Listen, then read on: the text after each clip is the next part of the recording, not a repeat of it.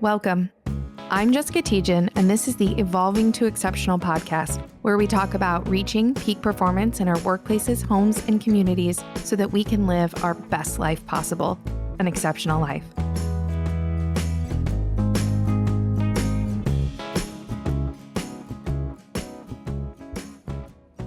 All right, I want to welcome back our listeners to the Evolving to Exceptional podcast. This week, we have an extra special guest with us. I'm really excited to talk with Lus Haberberger. She is here from Lusco Technologies. She's a CEO and president of that organization. It is an engineering company. And Lus, I want you to be the one to tell us a little bit about this business what your passions are, and just give us a little bit of your background before we dive into kind of talking about culture and people and what it's like as a leader of your own business. Thank you, Jessica, for having me here. It's an incredible honor to be here and be sharing this time with you. So thank you. As you mentioned, I am the CEO of a boutique engineering firm. We are a very people-centric firm. But yes, I'm excited to talk about people and culture and how it affects our engineering products and what we do for our clients. But a little bit about myself. I was born and raised in Caracas, Venezuela. I came to this country when I was 16 without knowing a single word of English. And this has become my home now. It's a beautiful country that welcomed me, and it has provided so many opportunities. Now, fast forwarding, I'm the mother of two young boys, ages 10 and 11. And I relate that being a mother, like as being a CEO, you get to practice both fields the same way and apply a lot of the learnings from each on the other one. But yeah, that's me.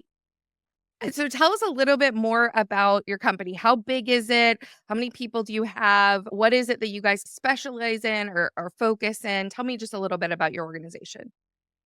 I started the company in 2017, and in the past 7 years, or almost 7.5 now, we have grown from a team of 1 to 122 familia members. So it has been, yes, a crazy growth. We do engineering design for electric utilities. So high power, substation, distribution, transmission, as well as project management.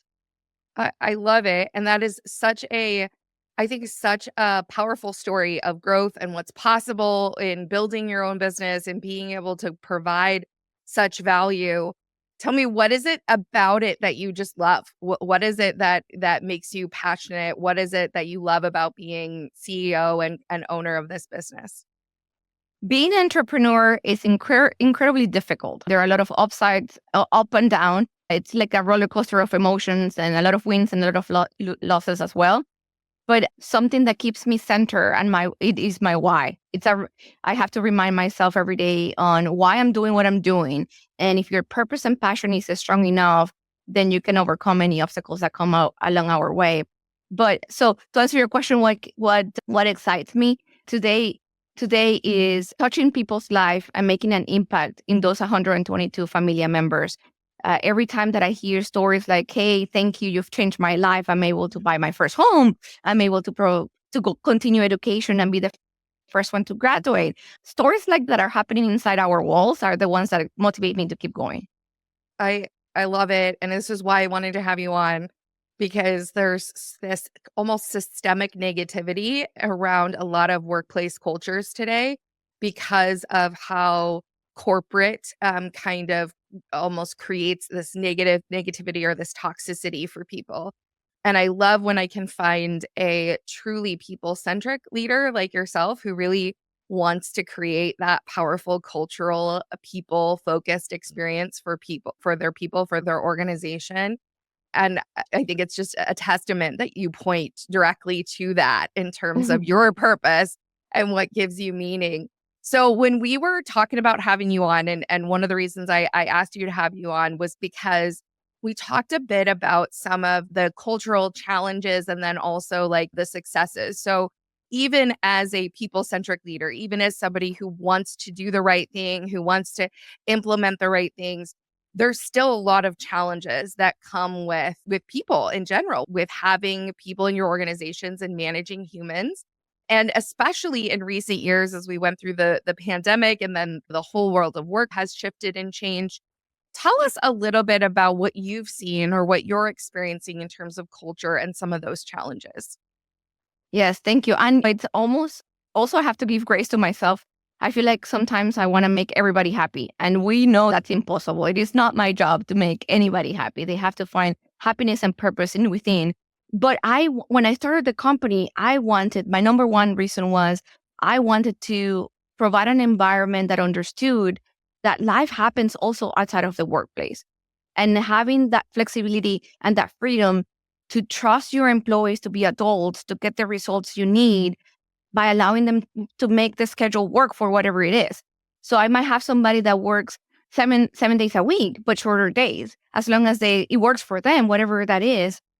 But with that also, the challenges are that sometimes even providing just that flexibility and that understanding and that safe environment to raise questions and concerns and come up with collective solutions might not be enough.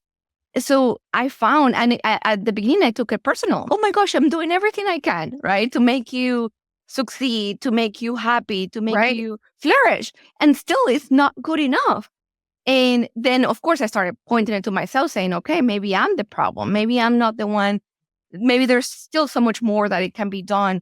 But I think, Jessica, for me, was just a realization it is not my job to make everybody happy. 100%. And we know that happiness is a choice. It is something that we get to choose into in terms of our mindset and how we think about and approach the world. But I do think that's a natural tendency for leaders. I've seen that many times over where we want to be perfect or we want to do it the right way. And what we do perfect for one person pisses another person off. Exactly. The realization of trying to come up with something that will work for everybody, that doesn't exist. And I think that's where we end up struggling a lot because we implement solutions as if it's gonna have a blanket impact, that it's gonna impact everybody the same way. And I love what you said about like work flexibility or like how you approach the working hours and making that amenable because that really speaks to some of that uniqueness, right? Some of that what is this person's unique circumstance versus this person's situation. And so instead of having a blanket one size fits all methodology, you're able to customize based upon people's needs. Which is hard. One, hard to manage, and two, to actually deliver and educate the message across the company. Because somebody might be sitting in a seat, and of course, you cannot share the details on why you're giving a different solution to an individual, because it is case by case. So somebody might be sitting there and saying, hey, that is unfair. You're allowing so and so do this and do these, but then yet you're requiring me to do X, Y, Z.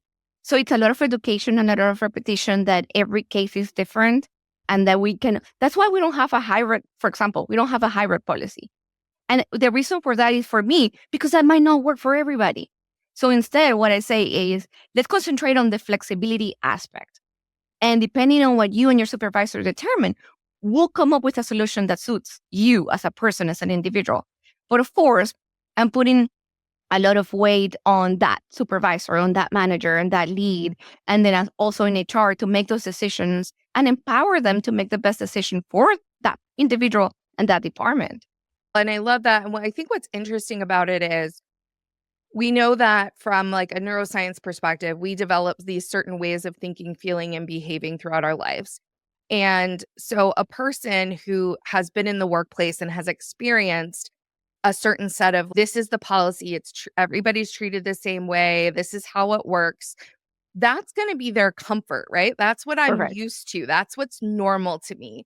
So then when I get flexibility, there's actually discomfort in it because I'm like, okay, this is not the same. Is it fair or isn't it fair? And so now I'm trying to filter it through that lens. And it can be hard to understand that. And I remember we had a similar policy in my past organization. And we had to do a lot of educating and understanding because it's hard, especially for younger hires who haven't gone through a personal challenge or a situation yet where they needed a different flexibility or they needed a different accommodation to understand that eventually everyone needs something Thank you and for saying that. and your time will come. Your Yes. time will come. Trust me, life happens for all of us. You're right. And one of the ways I like to think about it is it's not always that everything is equal, but it's that we treat people fairly. And so that means that we're going to do what's needed in each situation or what's best for each person. And so what we ended up doing, and I'm curious to get your thoughts on this, was spending a lot of time on really training and developing people around that mindset of personal accountability. And that if you develop that trust and you have trust in your manager and your leaders, that they're making the decisions that are best for the organization and for the people in the organization, then any time spent judging, questioning, having opinions about other people is actually wasted energy that you could be applying to yourself and your own work and your own experiences. And once we trained people around that, in my experience, a lot of those questions died down. A lot of those frustrations or issues changed because people were able to see, oh, you know what? I just need to trust that my manager is going to do right by me. And then that means they're going to do right by everybody else. And if I trust that, then it doesn't matter. I don't need to know the details. I trust in the decision making, and I trust that I'll be treated fairly when my needs arise too. I love what you said. And actually, I have not thought about training tailored specifically to that. And so I'm going to take a note on that because it is true. A lot of energy, a lot of resources, a lot of time is being wasted on just, is it fair? Is it not fair? When we're asking them, say, hey, trust the system. We are doing whatever is for the greater good of the company. And that includes genuine care for everybody. And in the long run, I think your strategy wins out because over time, people see that value and they appreciate that their coworker is able to do what they need to do for their children, or they appreciate, as long as it doesn't negatively blow back on them, right? As long as it doesn't mean, oh, they get to work fewer hours, so that means I have to pick up work for them. So it comes down to really expectation setting to me of what are the expectations and are expectations fair, right? Based upon role and what people have capabilities and capacity to do. And then personal accountability. Are they taking personal ownership of those expectations? Yeah. And I know we concentrate a lot of on working parents, but it is the same on aging parents, 100%. right? And for example, we have some that even the grandparents, they're the ones actually taking the grandparents to the doctor's appointments to get treatment and stuff like that. But yes, it depends. In whatever stage in your life you're going through, that is the flexibility that you need at that given point. Yeah. I remember actually my first experience with needing flexibility as a young professional. My significant other, my boyfriend at the time, his dad got really sick with cancer and he actually ended up passing away within 3 weeks. It was it was a crazy situation, but it was the first time that we really needed, and we both worked for the same company, where we really needed a lot of flexibility, right? We needed to be able to drop, and we didn't drop our jobs, but we needed to be able to like really change what we were doing quickly. And that happened when we were pretty young. Like he was pretty young. And so that was the first time where I think it really clicked for me of why maximum flexibility, do what's right for the person in the situation, is always the best way to go. It is always the best approach to take. Yeah, I agree. That's why, again, we don't have a policy on hybrid or anything like that. It's more on, hey, let's concentrate on the flexibility. That is what you need. And as I mentioned earlier, some people might work even better on the weekends. So you don't know. So we don't have another policy that says, oh, you cannot work on the weekend. It depends, because I found some people actually do their best when it's incredibly quiet. Yeah, absolutely. I used to come in early and stay late for that reason and got nice and quiet. Now that doesn't work once you have kids, but it works Right, when you're exactly. younger, right? So again, different needs, different periods of life, right? So tell us a little bit about what you're currently experiencing when it comes to people and culture. What are some of the things that you're focused on right now? And what are you seeing in terms of people's needs in the workplace today? It's so difficult. I think it varies generation by generation, and actually culturally also. We have been blessed with the fact that we have a lot of people from either their first generation born in the United States or they're actually immigrants themselves. So they bring that perspective with them, but also the way that they're used to handling situations or doing work or things like that, which creates another challenge by itself, is navigating through multicultural dynamic group, but also multi-generational. So whatever works for somebody or whatever they needs and wants are not the same across the board. So we do a lot of suggestion box, and I it took a lot of training on that, because at the beginning we called them exactly that, just suggestion box, and you would hear people will write complaints or raise their grievances that way. And slowly we started changing and saying, okay, it is a suggestion box, but we will not look at it unless you provide a possible solution. I'm not saying that will be the solution, but that means that you actually identified a problem. You thought about how feasible it is to actually solve it, and then how. So that has allowed us to gauge what are the needs and wants. Could be as simple as, hey, we like cold brew more than hot coffee. And this is a true one, for example. We're like, we got it multiple times. We're like, man, that's an easy win, right? That is, yeah. To give somebody what they need to be more productive and happier at work. But I see generationally, I see Generation Z wanting more of that flexibility. And understanding, as a consultant, for me, one of the challenges has been educating them on how we generate revenue and how we don't have a product, right? We are consultants. Everything is intellectual property or what we know, and what we produce is our expertise. So showing them that, yes, I understand that sometimes you might want to work 25 hours a week, but that impacts the business in this way. And showing them that relationship has been like a aha moment for them. Because I noticed that their expectation was not a traditional 40 hours a week. That maybe us millennials came into saying, hey, that's the minimum. And maybe baby boomers were like 60, right? Yeah. Yes. And I do have some baby boomers who actually is the opposite. I have to tell them, hey, I don't want you to burn out. I want you to actually spend some time for yourself. But those people love to work. And I've also came to realize that I cannot force anybody not to work either. If that is what they like, and that's what brings them happiness, as long as it is a healthy relationship, then let them do whatever they want. But yes, I don't know. Number of hours has been one of the biggest discrepancies I found. I think that's really interesting, because I do think there's a lot. You're absolutely right. There was I remember when I came like you into the workforce, I'm like on the older edge of the millennial area.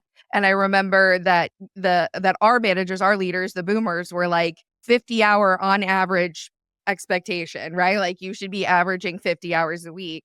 And so the idea that we would be only at 40 was never even in the realm. That was like a slow week. And now we're seeing such like a push to even fewer hours, for good reason, right? I think there was a big shift that happened as people went through the pandemic, as people just reflected. And there was this sense of, what do I really want to do with my life? Getting off that hamster wheel. And so I think it's interesting that there's a focus on time. Time has been such a key component of the workplace or the working world versus maybe outcome or impact. But time is particularly relevant, especially if you're doing billable hours. If you're in a service industry where you're billing by the hour versus by the result or by the outcome of what you're achieving. And I think it's really powerful when you can educate people on that process. What do you do around performance expectation setting to help keep people on track, because time is one thing. What they do with that time is probably the most important. What do you do to keep people focused on the right things and moving in the right direction? Yes, it takes a lot of effort as well, but we use utilization ratios and production ratios, what we call, and we have, which is another crazy thing, but timesheets are so important. And then that's how we document what we do every hour, making sure that they're working on the projects that they're supposed to be working on a weekly basis. And then we track those ratios weekly basis. And if something needs to be corrected and why, that's when the discussion happens. Well, that makes a lot of sense. So tell me a little bit, what do you see as some of the most important components beyond kind of the standard, the time and the flexibility and some of those kind of benefit elements that are really important around building your culture, around building the connection and the relationship and the unique culture that makes up kind of Lusco, what makes up who you are and what you are as a company. So early on in 2017, I wanted to create an environment where everybody felt heard, welcome, appreciated.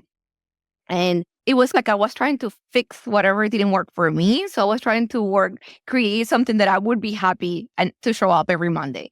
And it nailed down to our number one core value, which is familia. And we purposely picked it in Spanish because of that deep passion meaning that the word has in the Spanish context and the Hispanic culture itself. So what do we mean with familia? What we mean is that we care for each other, genuinely care to make us better. And to get to that point, you have to trust. You have to show up to the office. You have to come and bond. You have to learn about each other's families. So then, when something goes wrong, because something will go wrong in your life or your project or whatever it is, or with a coworker, then it is easier to resolve those conflicts or somebody else to step in and help you with that. And then we see that love and that deep care for each other translates into a better product for our clients. And then we started in the past 7.5 years, we also noticed that those same core values started applying to how we treat our clients and started building that deep relationship with them, which also deepens that trust and that bond that when something does happen in your projects, it is easier to overcome it. Yeah. But it comes back to the hybrid situation and the office. I believe that the easiest way to build that trust and that bond is by the casual conversations. We have in our cafeteria area, we have a pool table. And Jessica, that pool table gets used daily by our people just taking a 10-minute break. They're not spending an hour playing, but just that 10-minute break, playing a game, and they're getting to know each other. Then what that translates into after work, it is easier for them to go and do happy hour or going into a restaurant. So now we're building those deep relationships inside Lusco and outside of Lusco. So I love a few things about that. One of the things Gallup always talks about is that the high correlation between, they have a question on their survey called, that is, I have a best friend at work. It's the most controversial question, but they've kept it for decades because it's the highest correlated to customer satisfaction. And the reason is that you get higher customer satisfaction scores when you have higher relationship connection, trust scores. The underlying concept of that question is that when people have a close workplace friendship, when they have someone at work they consider to be their work best friend, that they create a higher level of connection and trust. And people who trust each other, like you talked about, solve problems easier, right? I don't question motive, intention, that whether somebody's going to stab me in the back. It's like, hey, something's not right. Like I'm calling up my friend and I'm like, hey, we got to fix this. This isn't working right. There's none of the kind of drama around it when you have that trust and that connected relationship with other people. And then what happens is that customers feel that. And the neuroscience of this that now I understand so much better is that when we are in sync with other people, so when we develop that trust and connection with other humans, our heart frequencies and our brain frequencies will actually sync up. We can feel it and they will sync together. And when they sync together, we work together more seamlessly. So when a customer comes around that, they're going to actually feel the difference. Even if they don't necessarily consciously notice that relationship, they're going to feel a difference in terms of how people are relating to one another because of that connection, because of that deep trust and that deep relationship. And I love that you brought up the pool table and the having kind of fun together, because one of the ways that we can really reset our nervous systems is to go do something that's enjoyable, is to go play a little bit and to get out of that stress or that focus state and into what we call the default mode network, which is where our brains just relax. And that is when creativity comes. That's where we're able to engage and connect with other people. And you actually can't do that when you're in what we call the task positive network, which is when we're focused. So when we're focused on creating a task, we don't have the same capacity to connect to and relate to other humans.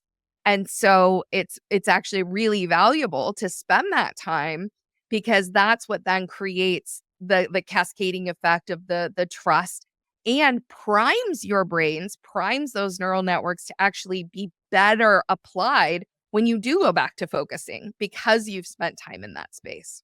Absolutely. And that's why we've gotten in those suggestions box that I mentioned before. We've gotten before the comments say, hey, why don't we do hybrid?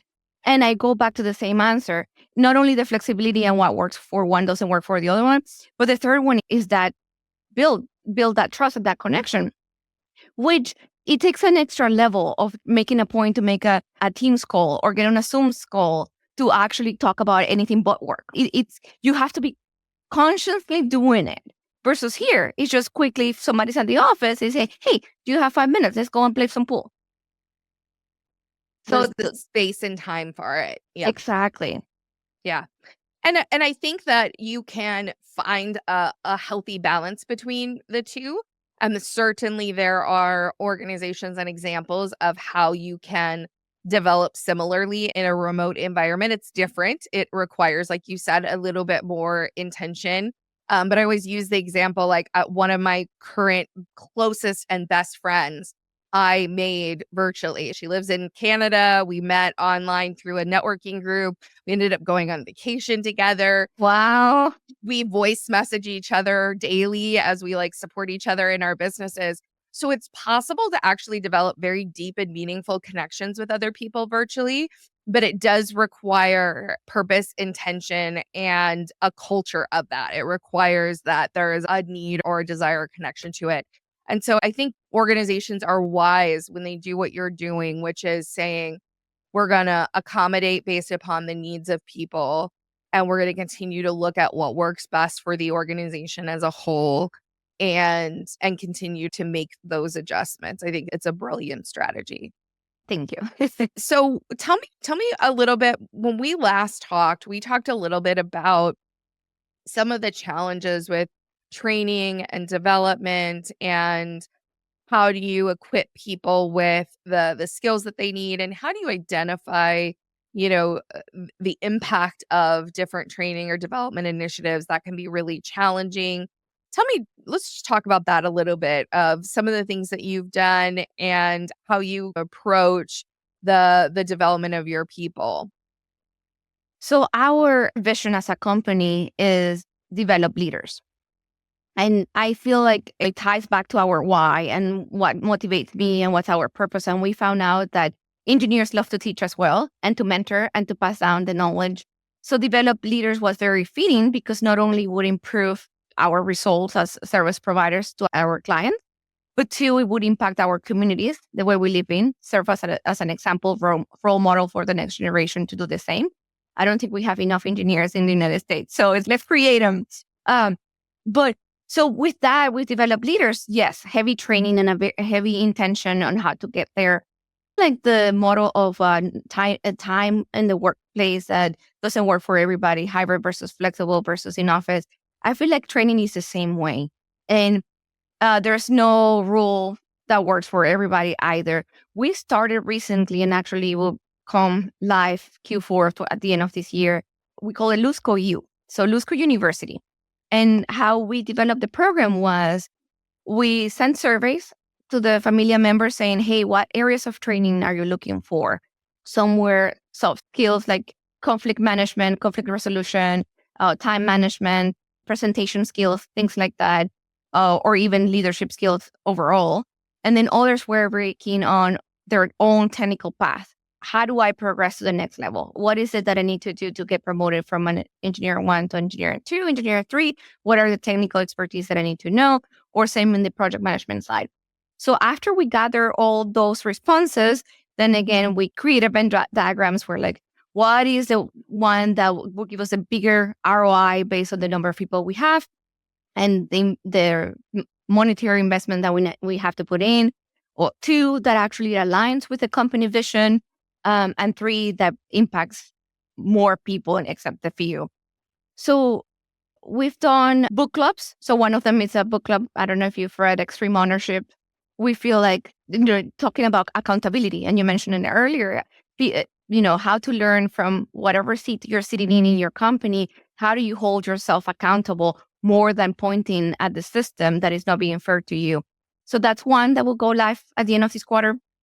And then in the technical aspects, it's aligned more. We cannot do it house. So it's partnering with who can provide the best, for example, PLS CAT training, which is a software tool needed for the transmission modeling. Okay, then we need to identify who can go there.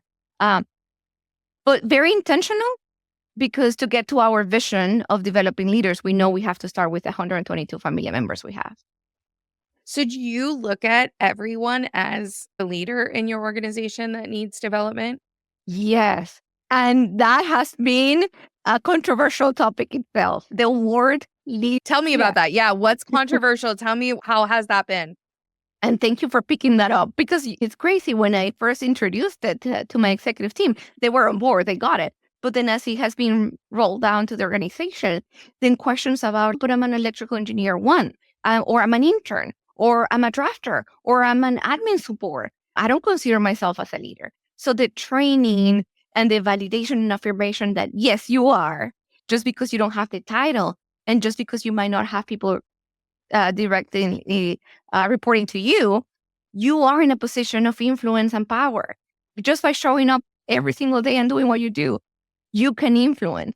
So it has taken a lot of training and repetition on that. I love it. I'm a huge proponent of that.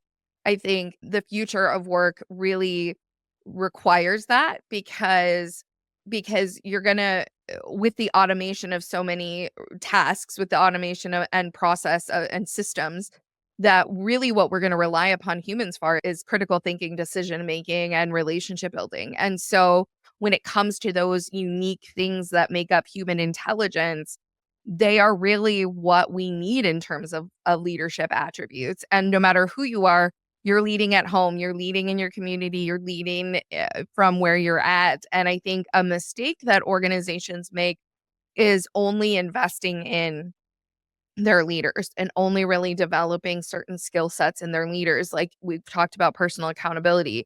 I think what ends up happening is a lot of organizations will develop leaders to hold their people accountable instead of developing everyone to take personal accountability for themselves. And then what ends up happening is people don't like to really be held accountable. That triggers a fight, flight, freeze response, actually, because now I feel defensive, and now I feel like I have to protect myself. And so if instead you're developing everyone around those skill sets, then you don't have to rely on that the same way. Then it's a matter of leaders coming back to that mutual commitment that was made by the individual, saying, yeah, I'm going to accomplish these things. I'm the leader asking, where do we fall short? And why did we fall short? Was it capabilities? What was the contributing factor, so you can understand and develop people around those things? Exactly. And I think I mentioned to you and that we run on EOS, Enterprise Operating System. And EOS is key on that, right? It's everybody's accountable for whatever the roles and responsibilities are. And everybody has one number that will move the company forward to whatever the goal is. But with that, exactly, is saying, hey, what is it that I could have done? And if I didn't get it accomplished, we say, instead of not achieve, we say, let's identify, discuss it, and solve it. So that way, yes, what was it? Was it a capacity issue? Was it capacity because you didn't have the time, or you didn't have the tools and the knowledge to actually perform it? But that way, by IDSing it, we remove that fear of identifying, hey, I didn't achieve it. Yeah. So here's my question that I'm curious about. When you encounter those challenges, what happens when they have the capacity, they have the skills, and they still don't accomplish it? I don't think I've come across that yet. Okay. Usually when somebody doesn't do it, it's truly because, yes, they didn't have the capacity, or even intellectually, they were in the wrong seat. That position was not the correct one for whatever their skill sets were. So I think every time that we come across that, it has been one of those things, either capacity in terms of you have too much on your plate and we have to help you prioritize, or two, you truly don't have the the intellectual capacity to perform the duty that was asked. Yeah, they don't have that training or that the development that they need to be able to do it. Yeah, I think So that would be tougher, right? If you have it all and you just don't do it just because. yeah, yeah. So I'm curious, and I want to be conscious of time, so we will wrap up here shortly. When you look to the future for your organization and you look at what is really going to continue to make your organization really successful as it relates to your people, your service business. So really you truly are fully reliant on people for delivering to your customers. What is really important or really necessary to your success? Retention of people, even though we're looking at ways to integrate in generative AI, still, to your point, and you alluded to this earlier, we're still going to need that critical thinking and that problem solving and validating the results of whatever it is that we're doing. Um, the US as a whole is reducing in the number of people. So I think that my biggest challenge for sustainability and continued growth is how many of my existing familiar members I can retain and how many more I can attract. And it goes back to that concentration on culture and making sure that they feel fulfilled, not only professionally, but personally. And it is hard because I know with developing leaders, I think it's and I can never get this saying right. It's a double-edged sword, right? That's the common phrase. Yep. So when you're developing leaders, with the size that we're only 122, it is inevitable that some people will outgrow us. And with that, it's okay. There's so much that I can do for you, not today, and letting them go. So it's a love-hate relationship when that happens, but bittersweet. Yeah, absolutely. Absolutely. So what do you see as being your primary focus or investment moving forward to support your people, to support your business? Lusco U, that's where we're putting a lot of our concentration on right now and our financial resources, and then generative AI. How to help the people that are here maximize those administrative tasks and be more efficient.